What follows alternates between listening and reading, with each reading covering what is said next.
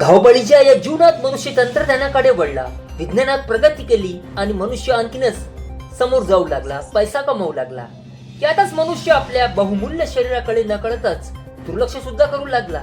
ज्या वस्तूंपासून मनुष्याला बळ मिळते, स्वास्थ्य मिळते, चालना मिळते, त्या सोडून कृत्रिमरित्या तयार केलेले शरीरासाठी घातक असलेले भोजन आजकाल सर्रास विक्री केले जात आहे आणि मनुष्य ते ग्रहण करत आहे. जुन्या काळी पिकवलेल्या ताज्या भाजीपाला खाल्ला जात असे, पण आता वनभाज्यांचे महत्व संपलेच. नव्या पिढीला तर रानभाज्या माहितच नाही आणि याच अनुषंगाने रानभाज्यांचे महत्व पटवून देणे, जनतेमध्ये रानभाज्यांची आवड निर्माण करणे यासाठी नुकताच शहराच्या कल्याण मंडपम येथे कृषी विभागाच्या वतीने रानभाजी महोत्सव आयोजित करण्यात आला होता.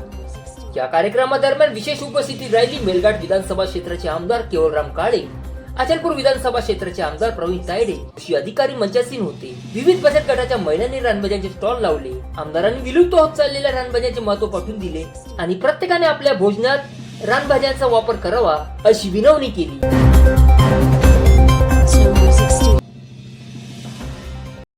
आज का तालुका स्तरीय रानभाजी महोत्सव हर साल की तरह आयोजित किया जाता है और आज भी अचलपुर तथा चिकलदरा का रानभाजी महोत्सव में हमारे सभी आयोजक लोगों ने यहाँ पे विभिन्न प्रकार के जो रानभाजी महोत्सव का जो प्रदर्शन यहाँ पे लगाया और हमारे सभी काश्तकार बंधु यहाँ उपस्थित है. अभी हमारे अचलपुर के लोकप्रिय आमदार प्रवीण जी तायडे ने आप लोगों को मार्गदर्शन किया और हमारे कृषि अधिकारी हमारे भारतीय ताई ने भी आपको मार्गदर्शन किया.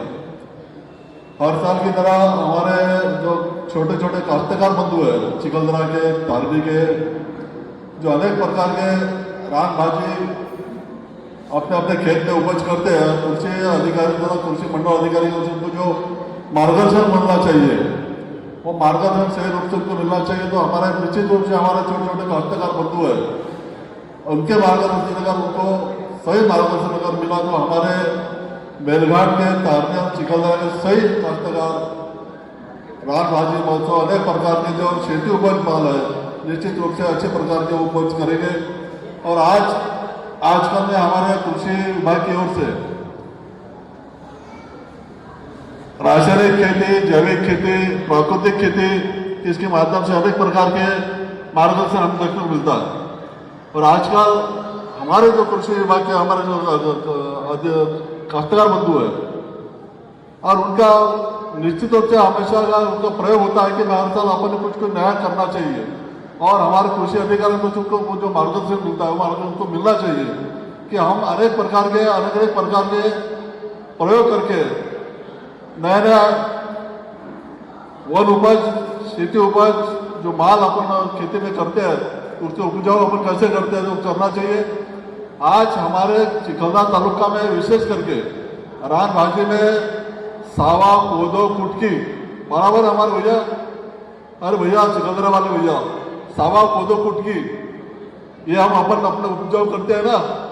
तो ये सावा, कोदो, कुटकी ये जो रानभाजी है निश्चित रूप से हमारे आदिवासी महिलाओं के लिए, गर्भवती महिला के लिए, कुपोषित बालक के लिए एक शक्तिवर्धक भाजी है.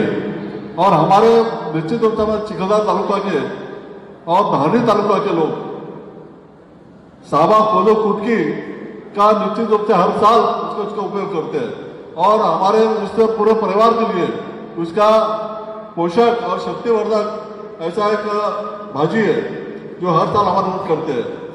आपल्या महाराष्ट्राची विशेष ग्रामीण भागाची जे आणि आदिवासी भागाची जे एक समृद्ध परंपरा जी सुरू आहे ती परंपरा जोपासली पाहिजे, जपली पाहिजे. निसर्गाच्या सानिध्यात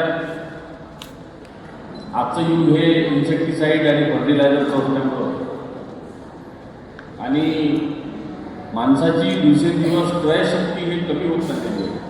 वेगवेगळ्या आजारांनी ग्रासलेले लोक आपण बघतोय. कॅन्सरचं प्रमाण वाढलेलं प्रमाण, अतिशय संभाव्य धोका हा भविष्याचा याचा वेध जर घेतला तर आपल्याला रानभाज्या ह्या खाणं किंवा त्याचा रोज जीवनात रोजच्या दैनंदिनीमध्ये त्याचा हे करणं हे किती महत्त्वाचं होऊन बसलेलं आहे.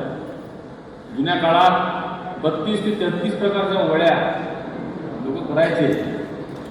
वड्या म्हणजे आता त्या डाळीची अनेक प्रकारच्या डाळी, त्याच्या वड्या, कळणा, या सगळ्या गोष्टी आपण आता पाहतोय.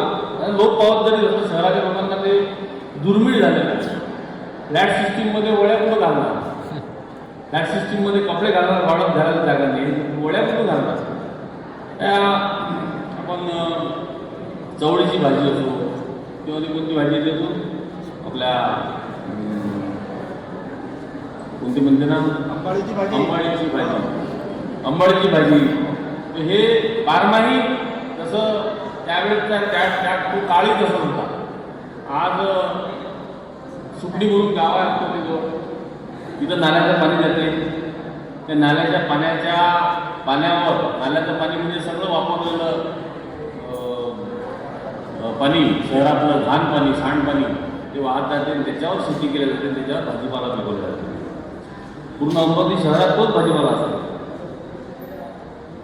सांगायचं तात्पर्य एक आहे, पण आपल्या आजूबाजूच्या परिसरात निश्चितच शेतकरी चांगल्या पद्धतीचं भलेही फर्टिलायझर, इन्सेक्टिसाईडचा वापर जरी करत असले तरी तो चांगल्या पाण्याचा, चांगल्या जमिनीचा, चांगल्या त्याचा विचार झालेल्या पाण्याचा, विहिरीच्या पाण्याचा, कालव्याच्या पाण्याचा, बोरच्या पाण्याचा वापर करून भाजीपाला पिकवतात. आणि आताची जी भाजी आहे ज्याला रानभाजी म्हणतो, जेव्हा रानभाजी महोत्सव आपण साजरा करत आहे किंवा याचं प्रदर्शनही आपण तिथे लावलेली आहे, की आपलं भाग्य आहे की आपण सातपुड्याच्या पायथ्याशी आहे म्हणून आपल्याला लगेच अवेलेबिलिटी होते.